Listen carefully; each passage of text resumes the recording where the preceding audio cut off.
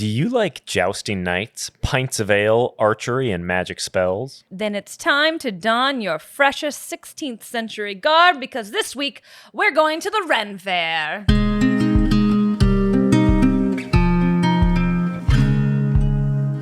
Hi, everyone, and welcome to episode 17 of Channeling Hallmark, a podcast where we talk about all the things that make us feel warm and fuzzy, like you do when you spend a day with your friends while dressed up in silly costumes. We're your hosts, Dylan Cashbaugh And Keaton Markey. And today we're talking to Julie McMillin, the social media director for our favorite Renaissance fair. We'll also be reviewing one of my favorite warm and cozy movies, A Knight's Tale. But before we get to that, Keaton, do we have some tea that we're drinking today? We do. Because we're recording this at night, pretty late here, because we have very busy people who have day jobs, we're drinking a tea that's called Beauty Sleep with beautifying botanicals. It's chamomile rose tea. It is one of the most beautiful little tea packages I've ever seen. It's like purple and floral. I'm going to have a little sip of it. That was a good one. It was. This is great. Right? I am into this tea. Beauty sleep for me. Oh my. Yeah, we're drinking this tea at like 8:15 p.m. and it's a bedtime tea. And honestly, I'm like, great, new bedtime routine right here. Yeah, we're going to have to get more of this. It tastes like a spa in my mouth. It does. That's exactly what it tastes like. Yep. It's a spa in my mouth. Yeah. Like this might be one of the most warm and cozy teas that I think we've had, to be honest. Like I want to take a bath in this. Oh my God. Wow. Wouldn't you? But that might be weird because then I'd want to drink the bath water and that's just gross. That's gross. Don't drink your bath water. Don't do that. Well, now that we've sipped on some tea, should we share some hot cocoa? Let's do it. Keaton, do you have some hot cocoa you want to share this week? I do. So you guys might remember our journey as foster parents for about a couple, almost 2 months when we were doing it. We had these two German Shepherd puppy boys who were brothers, and it was a lot of work. We loved the boys so much, and we specifically really fell in love with the second brother to get adopted, Archie. And he actually got adopted and doing a trial kind of foster thing while we were on vacation on a cruise ship. And where we weren't on vacation, we were working on a cruise ship. And I remember we got the text like the second to last day before we were to come home that Archie was going to stay with that family and be adopted. And Dylan and I just kind of like sat together and kind of cried because we really were connected with him. We knew we did not need a puppy at this stage in our lives and where we are, but we did. He was so special to us, and we kind of were like, oh, we'll let the universe tell us. Like if they don't keep Archie, maybe that's a sign we need to keep Archie. And they ended up keeping Archie.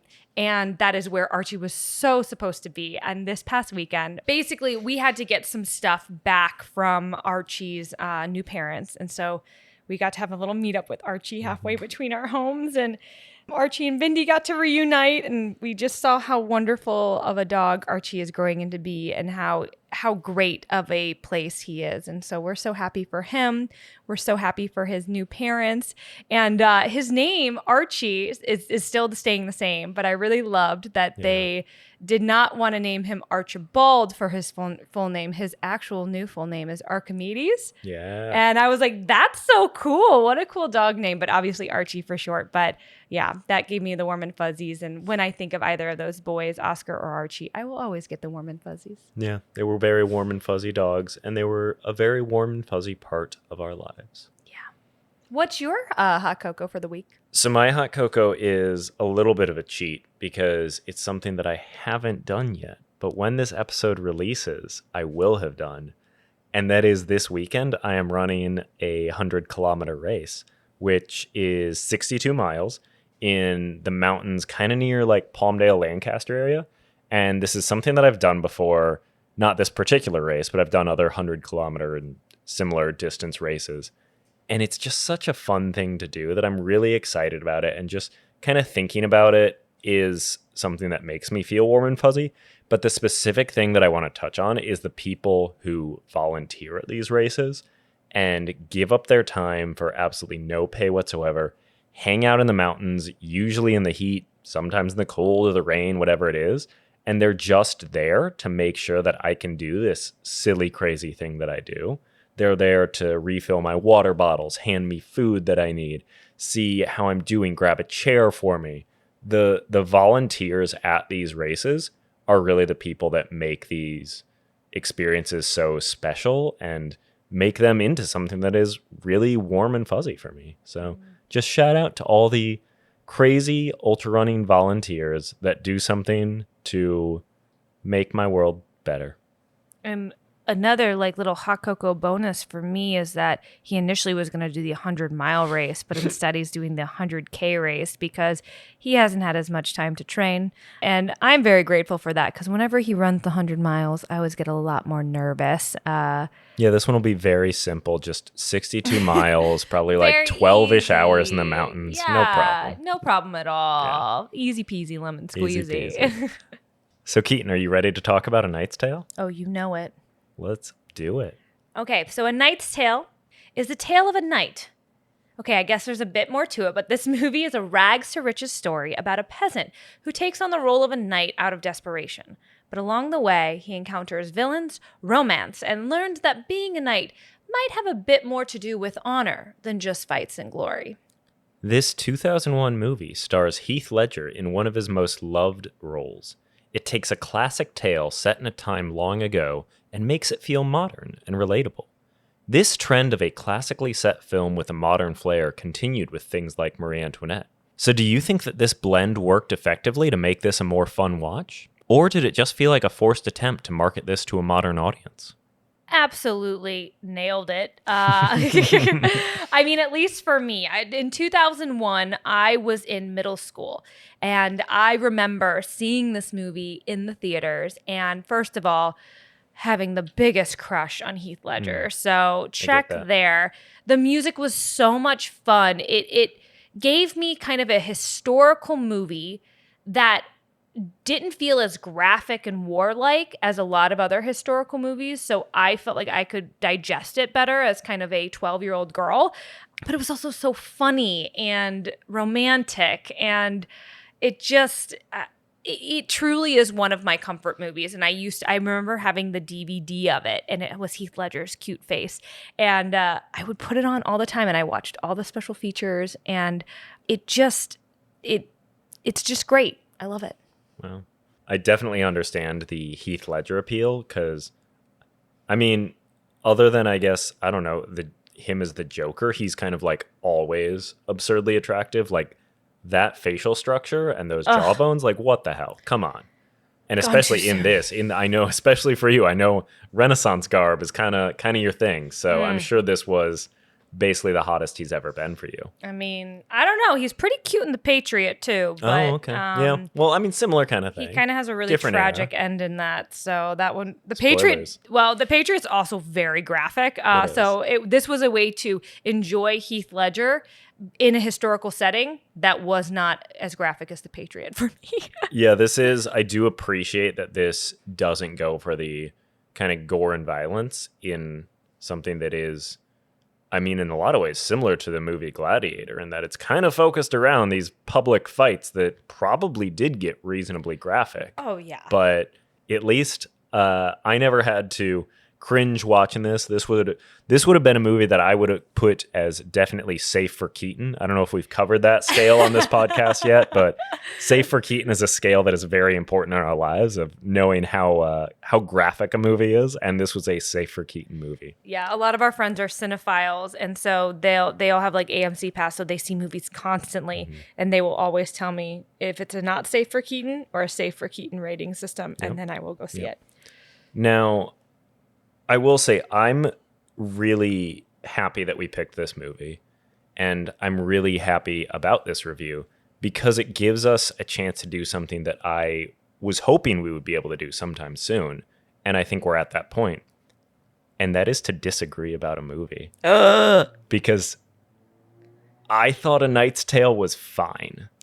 Sorry. I saw this movie when it first came out, and I remember at the time being like, yeah, I thought it was kind of weird how they were like stomping and clapping a queen, but it was fine other than that because, cool knights and stuff. And that was in 2001 when I was like 13 years old. Seeing this again as a 36-year-old man, I kind of felt the same way. Like it felt a little forced to me, to be honest, with the rock take on a knight's story. But other than that, the story wasn't that compelling to me. I thought that the characters, though, were fun and had good chemistry together, felt pretty thin. And to be honest, the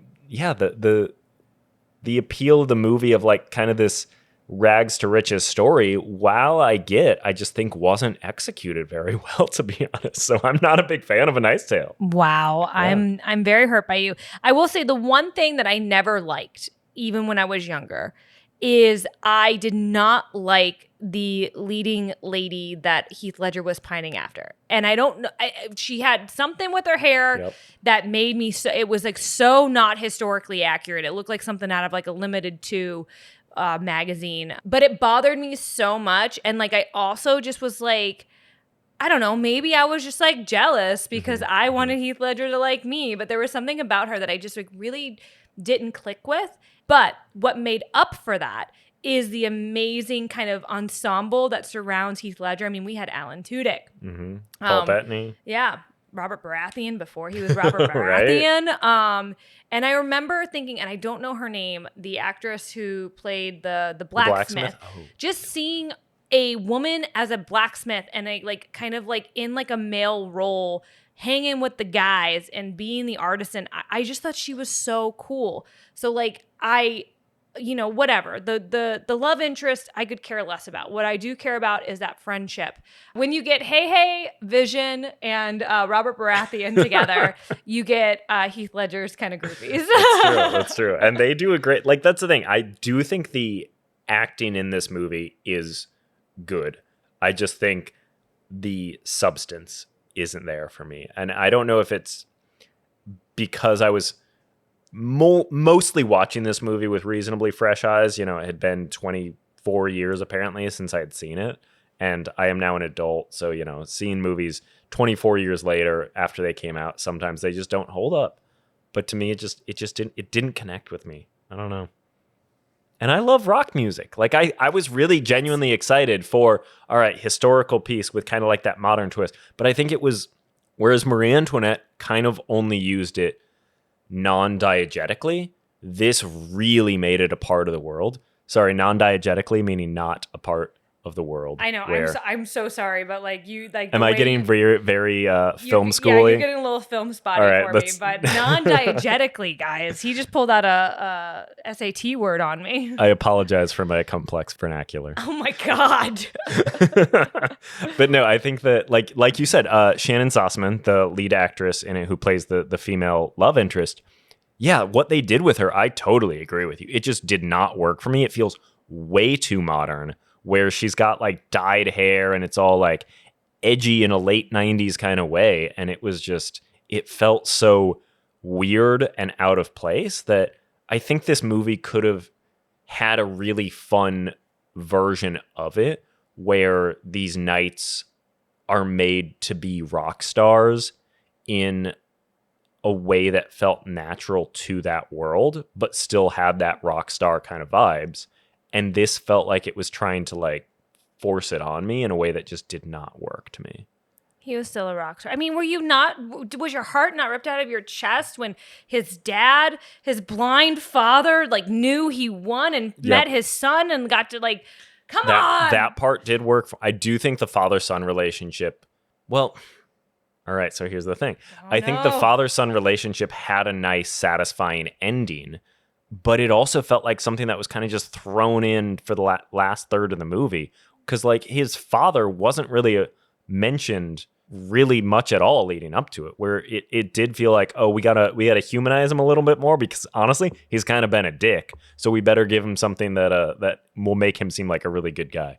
I am so appalled by you right now. This is not the conversation Keaton was expecting to have tonight. God, I'm hurt. I'm sorry. You're like really shitting on like a movie that I love. And that's the thing. I do think part of that is because we had very different experiences when this movie first came out, because I can understand if I had loved this movie as a 13-year-old, I'm sure I would have very different feelings about it now. So you can have this movie as a comfort movie, and my Don't lack take it of from I'm not going to take it me. from You you. can't take it from me. I hope you always have this movie as a comfort movie, and I hope you watch it again and find joy very soon. Oh, I will. I might not stick around to watch it. And the but soundtrack is great. I think that's a very smart way that they're basically, it's like, yeah, knights back then were the rock stars of that day and age. So you know what? Let's put some rock music with some of the biggest rock music stars, in the past, 30 years. And I loved that about it. I loved that the soundtrack, and I loved that they let the world blend as well. It just made me feel like, oh, I could maybe just step into that world too and be a part of it, and fall in love with Heath Ledger. So Keaton, how many marshmallows would you give A Knight's Tale? Well, I'm gonna give it 8 marshmallows. Wow. This is how bad her hair was. so it would have 2 more if it weren't for her hair. Yeah. I like it. And her just whole look. I was very upset with it, but I digress. I get it. For me, that hair obviously was a lot more meaningful because I'm going to give it 3 marshmallows. What is wrong with you? Who are you? I just don't get the warm and fuzzy from it. Like, I enjoy seeing Heath Ledger. I enjoy seeing Paul Bettany, Alan Tudyk together, but it feels like there's so much more that I just don't get from this movie. You guys, if this episode causes our divorce. What? Wow. A Knight's Tale did it. I'm so heartbroken. I'm just so sad you didn't take the joy that I take from this movie. I'm sorry, but there's other movies that I do find joy from, and other movies that I will continue to find joy from. Well, the one time I finally felt like I did actually step into this movie was my first time attending a Renaissance fair. Oh. So shall we talk to somebody who might be a Renaissance fair professional? Let's do it. When we come back, we'll be talking with Julie McMillin, who has so many insights all about the Ren Fair. Stick around.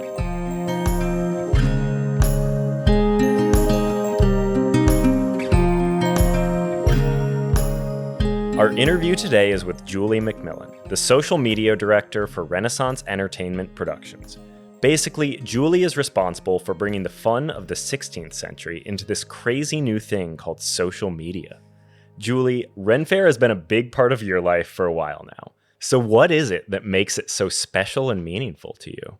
The Renaissance Fair, to me, was the first time I was able to step into the books that I read as a kid. I absolutely fell in love with King Arthur, and then Lord of the Rings, and then all of the Margaret Weiss and Tracy Hickman books and everything that existed on the library shelves in the late 80s, early 90s. I'm one of the kids that grew up with Reading Rainbow.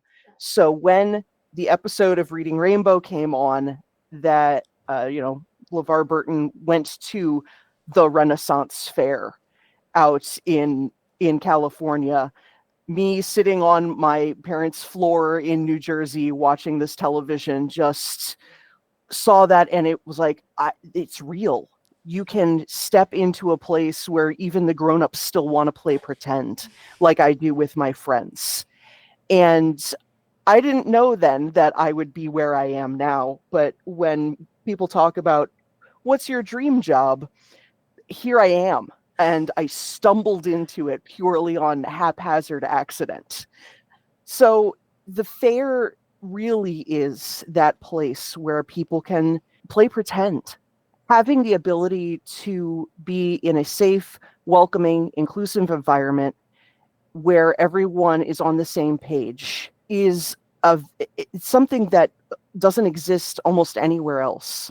I've seen people make parallels to a very specific genre convention, and that gets close. I'm with you on that. But the genre conventions like an anime con or a Star Trek con or something like that, yes, there's a sense of community in those, but there's still a difference between the content creators and the audience on that. When you're at fair, that line is blurred even a little further. yes, there are stage acts that are there to create the content that we have at the fairs. We have the merchants that are there creating the physical wares, the food vendors, and the street performers. But you also have guests that put as much, if not more, thought into their characters and their costumes because they want to come and play along in the sandbox that is the Renaissance Fair.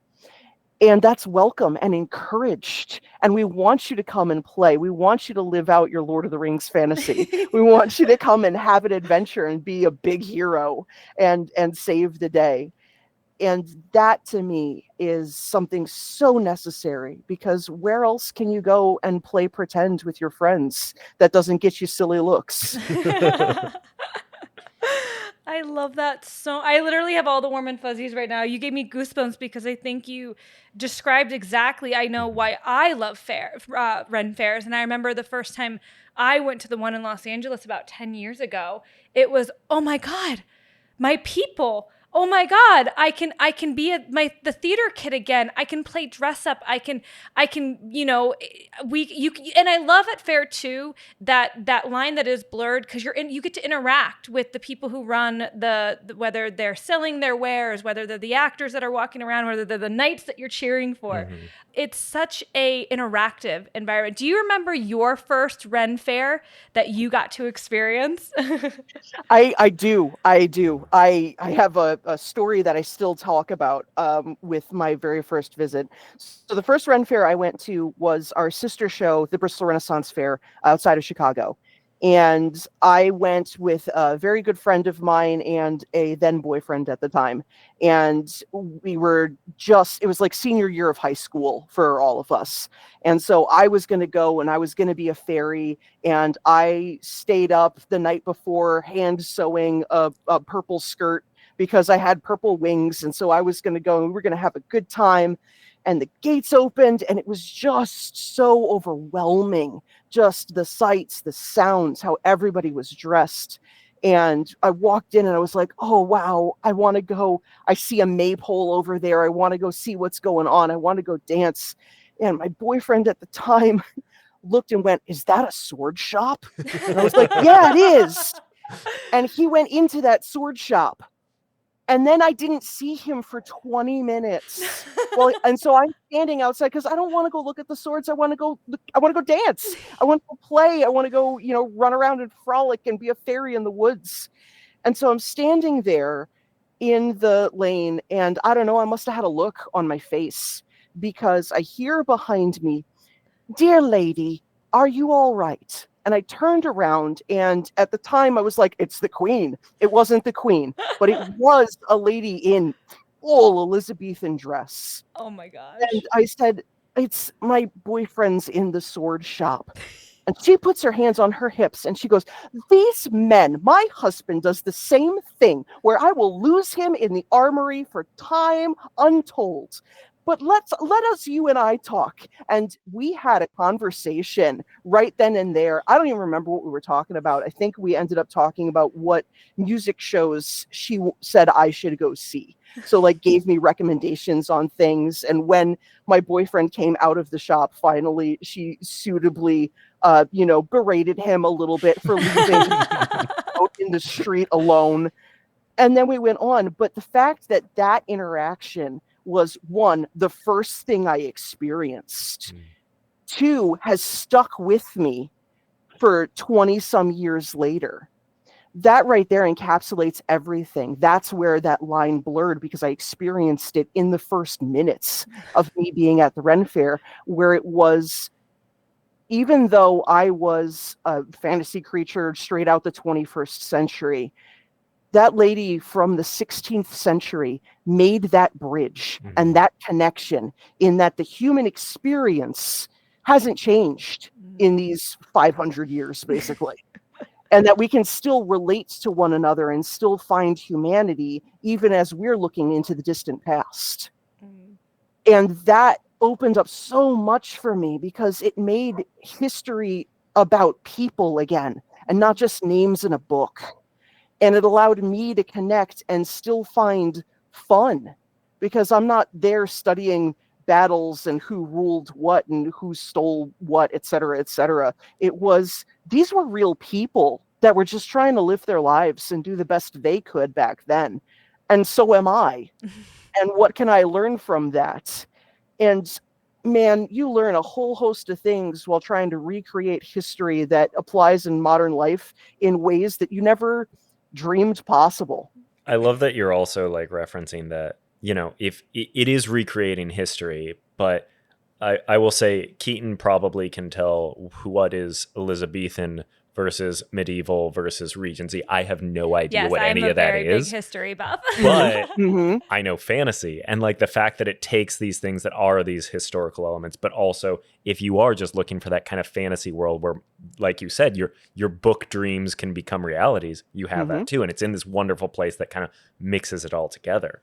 Ren Faire is a place that is where you can bring fantasy into reality. And you said that was a meaningful thing for you. I guess, what is it about fantasy in general that you find to be such an amazing thing? Fantasy removes barriers that existed, and it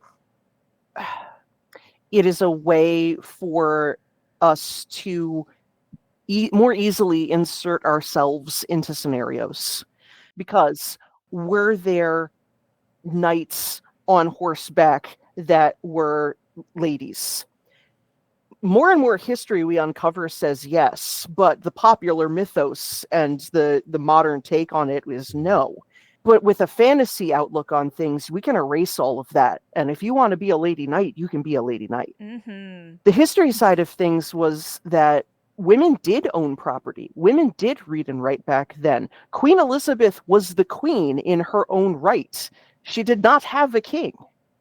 And so having that framework, especially for where Renaissance Entertainment Productions keeps it focused. All three of our shows feature Queen Elizabeth. That's not common for all fairs across the country, but we focus on her Queen Elizabeth's reign specifically because it is a woman in her own right ruling. And so that is historical, but it also forces the public to start to blend that line and blur that line of like, yeah, this was reality, but wow, it seems almost fantasy, because as I frequently say, the Victorians ruined everything and they rewrote history as they deemed fit, and we're still trying to pry apart that plaster that they put over everything and get down to the root of what actually happened. And so as we're trying to get through the tropes that the Victorians threw over the rest of history, it feels like fantasy even though it's real. Now, just that aside, and that's hard to push aside because we've got a lot of historical stuff inside the Renaissance Fair. The audience also craves the fantasy side of things because, man, the pirate contingent is real. Yes. And they want a place where they can go and be pirates. And they just do. And you know what? Yeah, come on over and have a good time. Was the golden age of piracy during the Renaissance? Nope. Not even close. Not even a little bit. But it's a spirit of play. And that's also why the Renaissance Fair was created, to allow people to play in history. And so we keep that fusion element of it and that mentality alive. Similarly, for a long time, we had a steampunk weekend. Was that Renaissance? Nope, not even a little bit. But people put so much thought into their costumes and they wanted to play those characters and that persona that they built, that, yeah, sure, you want to time travel and land your airship outside the gates and come join us in the 16th century? Absolutely. Come on over. We're happy to have you because we want to play. Similarly, it was either last year or the year before, we started Cottagecore Weekend. Yes. And are giant mushrooms running around historically accurate? Absolutely not. God, they're adorable. We want them, and we want you to come play. And let me tell you, on our Cottagecore Weekend, we invite all of the mushrooms to come and join at the maypole. And it is a crazy thing seeing the giant mushroom hats trying to weave through all the ribbons and go around the maypole. And there's so many of them that you're like, this absolutely feels like a fairy circle. This is what it's living right in front of us. And everyone is so full of joy and just wanting to play that. Yeah, absolutely. We're going to keep this element of fantasy because it's so much more accessible to a modern audience. It allows you to jump out of reality so completely that it feels like it's removing all rules, that you have the freedom to go back into a different situation that does have, well, some rules, but different ones. Yeah. And so, yeah, it's that level of interaction between the two and that sense of play. That's really what it gets down to at the fair. So first of all, that every time you have an answer, I'm like, oh my God, I'm so glad that's exactly what I feel like too, because I'm like, okay, I get it. Because you've been a part of the Ren Fair for 20 years. So have you seen it grow in popularity in that time? And if so, why do you think it has kind of come into a pop? Because I remember when I was younger and I was like, I want to go to Ren Fair. Like, it was like, oh, you want like you're going to dress up like a queen and do whatever. And I was like, yeah. But like now it seems like such kind of you're going to go to this Ren Fair. I've always wanted to go to that. Why do you think it's grown in popularity, and what have you seen how it has grown? If that makes sense. 20 years is a long time, but it's also barely a blink of an eye at the same time. And I've seen people look at the fair and had never heard of it. And it was just this weird concept of, you're going to go and do what? Isn't that just camping? No, it's a day trip. You go and you play at a fair. Is that like a convention? I mean, sure. And they're like, well, is that like a state fair? No, but yes. And as music festivals came more prominently, because music festivals have been around for a long time. Woodstock is old. I understand that. But there's more of them, and people understand what a festival is and the vibe that has, and that free play kind of thing. So that was more culturally accepted. As comic and entertainment conventions rose, and people began to understand that, oh, I can go and play at those and meet other people in this culture. And as we began changing and reaching out to the right groups and figuring out how to reach out to where people were themselves, granted, I'm a little biased because I exist on the bridge between working inside the fair as a character and doing everything online. But having the ability to reach people where they already were, and making sure that for a while our website was up to snuff. And then the fated day, I was overhearing a conversation, and I said out loud to my director at the time, why doesn't the fair have a MySpace page? Which should tell you how long ago that was. I didn't realize at the time that the person that was also standing in that conversation was the owner of the show. And so then I had to explain what that was. And then I suddenly had a job, and now here I am doing this for all of the shows. But making sure that we were reaching people where they already were, joining the correct networks, making the right content, showing people that if you love this type of comedy, it's here. If you want this type of acrobatic and dangerous stunt show, it's here. If you're looking for this genre of music, it's here.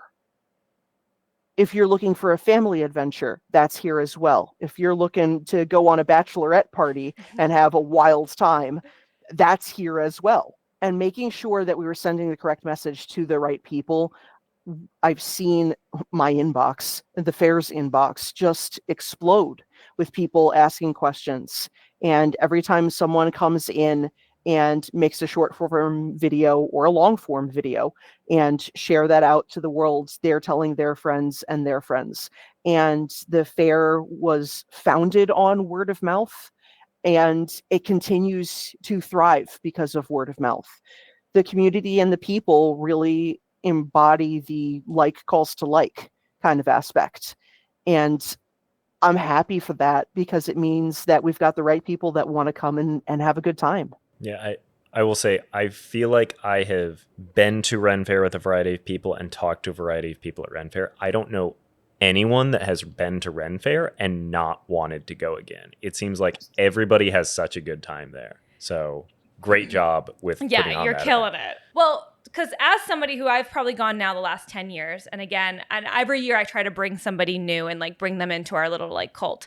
I shouldn't call it a Well, cult. we don't call it no, that. We don't Our call joyful it family. Our little joyful like Ren Fair family, and like kind of I remember my first time I got like a virgin pin, and like that was very fun. And then we've passed the pin around down as we've brought new people, and I got my first corset.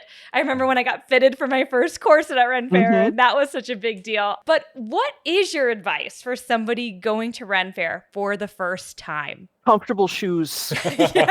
Good advice. If you're not going to wear them to the club, you're not wearing them to the fair. And I'm not talking about the heels, because, girl, we're on a dirt road. Like, absolutely not. No, have the correct shoes. But in all seriousness, making sure that you're going knowing that it is outdoors, weather exists, and you need to know your own personal physical limits. If you've got those 3 in check, we'll provide the rest of the fun. So if you're coming with yourself prepared, if you've got everything you need, all your right meds, your comfortable shoes, everybody's allowed to bring a bottle of water. Please do. Yes, hydration is important there. Please hydrate. It truly is important. Then beyond that, just let yourself experience it. Immerse yourself in it. Vibe, go with the flow, because unlike other entertainment venues, this is a place where you put your phone away. You don't have to be on it to order food, to book the next ride line, to do this, that, or the other thing. This is a place where you can put your phone away and just exist and experience life at a slower pace.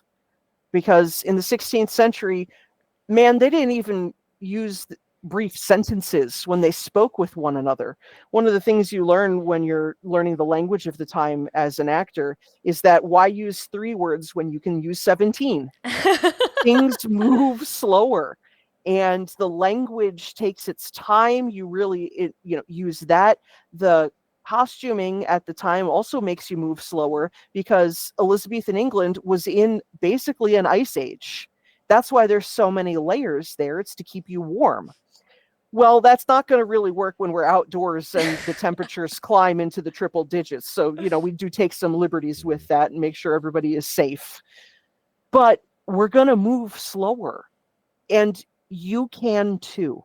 I get a lot of messages from people saying, well, how long does it take to see the whole fair?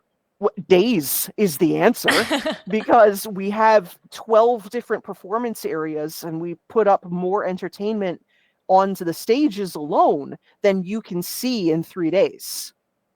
Then add in the additional 20-something historical guilds and the entertainment guilds that we have in the street and in their living history areas, and they're doing a different show all day long. Add in the demonstrating vendors, there's another day. There's more to do there, and I don't want people stressing out saying that I have to do this in order to have a good time. The best way to have a good time at the fair is for you to do what you want. And sometimes that changes depending on your physical ability, the weather, whether or not your breakfast disagreed with you. And how, the crowd, there's so many different things that are in and out of your control that there is no one correct way to do fair. And anybody that tells you that there's a correct way to do fair, to me, that says that they're not keeping themselves open to exploring the rest of it. Because even 20 years later, I'm still learning about things that people do and have been doing that I had no idea. And I'm there. You've done fair for 20 years. Yeah, exactly. More than 20 years. Give yourself over to just enjoying the village. You're going to stumble upon magic no matter what you do. though there may be no right way to do the fair, there is also no wrong way to do the fair, because everyone has a good time. The fair, I know, tends to attract people that are looking for the pub crawl and looking for the joust, and they want to go on the rides and throw knives and shoot arrows and things like that, and it's loud and boisterous and whatnot. The thing that's not as often talked about is that we have a group of fantasticals. There are fairies, our fae folk, and they are nonverbal, and they reach our nonverbal audience members in ways that we didn't dream possible. I have so many stories of parents writing in saying that they saw their child make eye contact for the first time because it was with one of our fairies. And so because it wasn't a person, it was safer to make that eye contact. And so we've got that. And we have our guilds that want to teach you handicrafts. And so you'll step just slightly off the main road. And there's something about the extra canvas walls around an area that deaden the sound just enough that you can feel like you're in your own world and learn how to weave a basket or how to take some simple rags and turn it into a 16th century doll and actually make your own toy that you can take home. There's so many layers to fair that isn't grabbing a turkey leg and a full cup of beer and screaming at a joust, that really isn't talked about that much. And so letting people know that the cozy side of fair exists is absolutely something that I'm delighted that we get to speak on that, however briefly it is. So I know we are obviously talking a lot about our fantasy nerdiness, but also, at least on this podcast, we're kind of rom-com nerds too. Mm-hmm. And at least my understanding is that you met your husband at Ren Faire. Is that, by chance, a story that you might be willing to share with us? It is, in fact. I auditioned like my final year of college for... I live in the Midwest, so most of this story is also from our sister show in Bristol. And I auditioned as a storyteller because I said, I can't be on a main stage at the Ren Faire. Those people are professionals and they're way funnier than I am. And what am I going to do as a little kid that's just auditioning because I want desperately to be part of this giant, this behemoth of an entertainment venue. And I was accepted onto the cast called Kids Kingdom, which was a group of storytellers in the children's section of the fair. And I was elated. And in there, I met some of my best friends, and I met my husband now. He was the assistant director at the time, and so we worked together for years and years. It wasn't like a love at first sight. We immediately started dating. No, we were seeing other people at the time, but we maintained that friendship over the years, even across different casts as we moved about the fair. But then it just happened that one day it was hey, do you also want to come play D&D with us? Yes, I do. Absolutely. And so then we joined that, and then it was a gathering and activity outside of fair itself, but still within, our nerdy hearts. And we did that for years. And then one day it was, I really like you. Would you like to go out? Absolutely. Yes, I do. And from then on, it was just a fast track to, nope, this is it. We are correct for each other. So we knew each other for about, what is it? 6 or 7 years, and then we started dating, and then less than 2 years later we were married. So it was a nope, this is correct, this is where we are, this is what we're doing. And since then he performed for a while I stepped into the office. We had our first child, and I was in the office and then also on the streets as a character.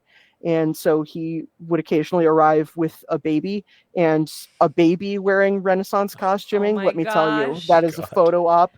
You put little bells on that baby, and it is the cutest thing on the planet.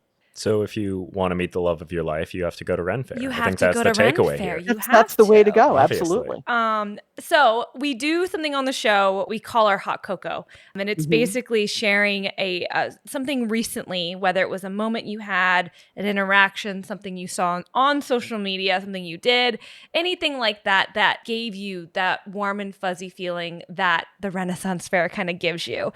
Do you have any hot cocoa that you would like to share? You know, I do, and this just came to mind as you said, something that you saw on social media, because there's a couple of unofficial fan groups for the fair on Facebook, and in one of them, someone said, "I know this is a long shot," and it's going to be a wild story when you read that, but the person had ordered a custom ring from one of our vendors years and years ago, and it just broke. And they were trying to figure out what vendor it was. And we figured out what vendor it was, and unfortunately, that vendor had passed away.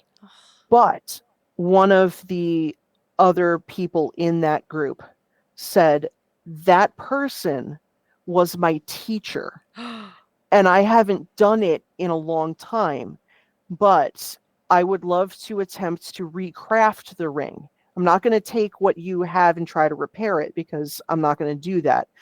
But please give me 2 weeks and see if I can recraft this for you. And they did, and they posted photos, and they just reconnected, and it was a perfect fit. And so sometimes everything aligns, and you will be able to recapture that magic in some kind of fashion. Ugh. And that's the magic of the fair. That I love that.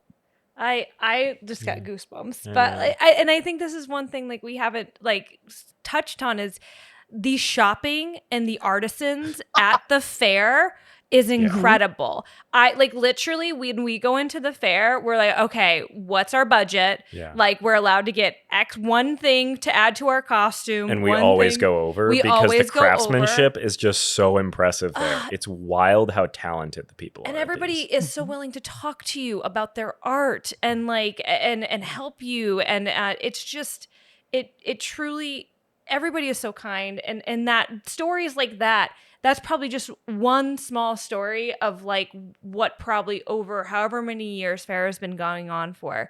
Like people are so kind there. They want to help. They are so like it is just a safe space, and I'm so grateful I was introduced to it, and that you enjoy it just as much as I do, and it's now a tradition that we go once or twice a year when it's in Los Angeles, and I don't want that ever to go. I don't either. I am excited to see other fairs in the world too, but like just living in Los Angeles, this is going to be a crazy thing to say. I would rather go to Ren Fair than go to Disneyland. I don't disagree with that comment. And it's a thank you lot very cheaper. much. Yes, yeah, and you're a grown-up and you can come in and wear a costume. So yes, absolutely. Come and play along. Absolutely. So if people want to go to, whether it's the Los Angeles Ren Fair, the New York, the Midwest, how can people kind of follow the Ren Fair schedule and go? So the main way, of course, is the website, and that's renfair.com. Now, Ren Fair is just RENFAIR.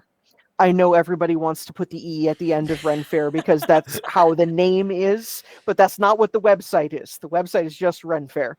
So no E on that one. And from there, we've got the whole schedule of our 3 shows. And it should be noted that it's not a traveling show.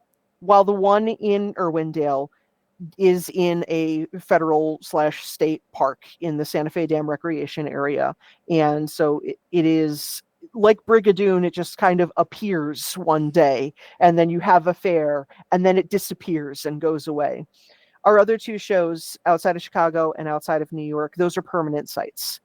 Do some of the entertainers travel from show to show? Yes. Do a lot of the merchants travel from show to show? Yes, but the layout of the site and the fair as a whole, it doesn't actually move. We just kind of move most of the people around. And those are the 3 shows that we run. But I would also encourage people, no matter where you are, to look up where a fair is. And, just use your favorite search method for that, because there are more than 225 fairs in the United Oh my States. gosh. So there is one in every state in the Union, even in Alaska. There is a Renaissance fair. So you will find something out there for you. And I just want people to be able to find their nearest playground so that they can go and play along. And I hope one day that you come visit one of the Renaissance Entertainment Productions shows.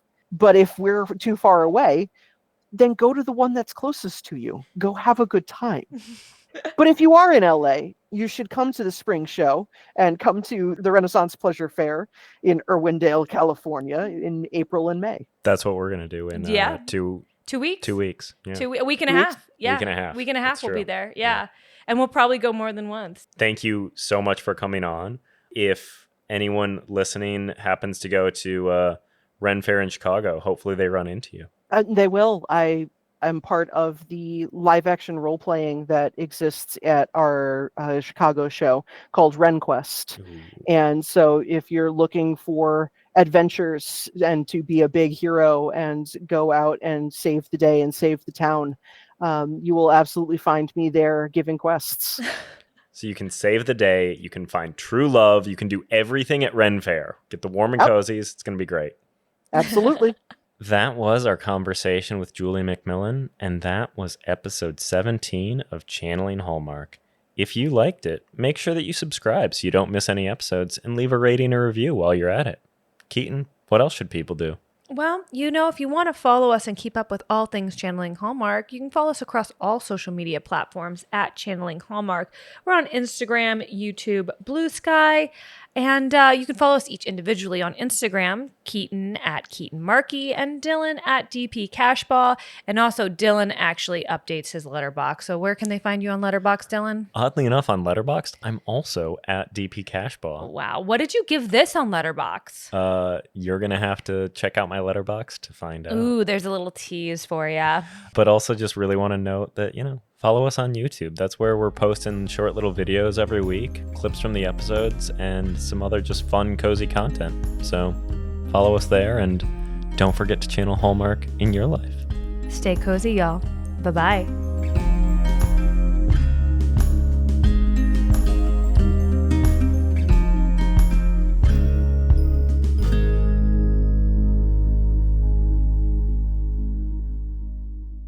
Channeling Hallmark is an independently produced podcast and is neither sponsored nor sanctioned by Hallmark or any other entity. Thank you for listening.